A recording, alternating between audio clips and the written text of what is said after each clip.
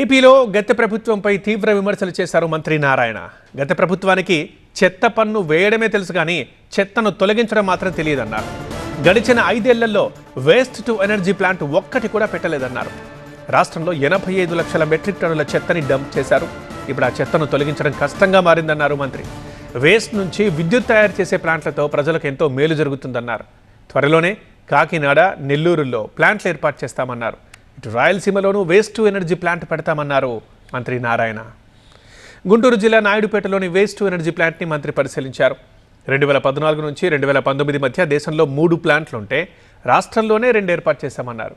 కానీ గత ప్రభుత్వంలో ఒక్క ప్లాంట్ కూడా ఏర్పాటు చేయలేదన్నారు మంత్రి. ఆంధ్రప్రదేశ్లో ఈ ప్లాంట్లు వంశీ గారు స్టేషనరీ షాప్ బిజినెస్ చేస్తూ లక్షల్లో సంపాదిస్తున్నారు. మీరు వారి నుండి ఈ బిజినెస్ గురించి నేర్చుకోవాలా? అయితే ఫ్రీడమ్ యాప్ని డౌన్లోడ్ చేసుకోండి. పెట్టేటప్పటికి భారతదేశంలో కేవలం 3 ప్లాంట్లే ఉన్నాయి.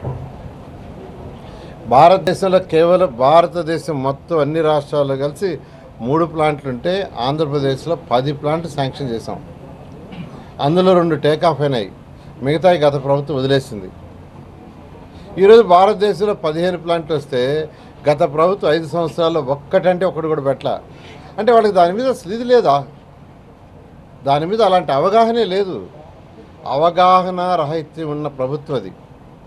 చెత్త పన్ను వేయటం తెలుసు కానీ ఆ చెత్తని ఎలా క్లీన్ చేయాలి అనేది లేదు. 85 లక్షల మెట్రిక్ టన్నుల లెగసీ మిగిలిపోయింది. దాంట్లో 45 లక్షలు దాదాపు క్లీన్ చేసాం.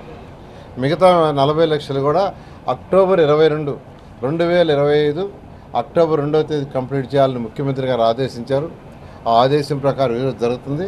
ఖచ్చితంగా అక్టోబర్ 2వ తేదీకి ఈ రాష్ట్రంలో ఏదైతే డంప్ యార్డ్స్ ఉన్నాయో దాంట్లో ఉన్న లెగసీ మొత్తాన్ని క్లీన్ చేస్తామని రాష్ట్ర ప్రజలకు మరొకసారి తెలియజేస్తున్నాను.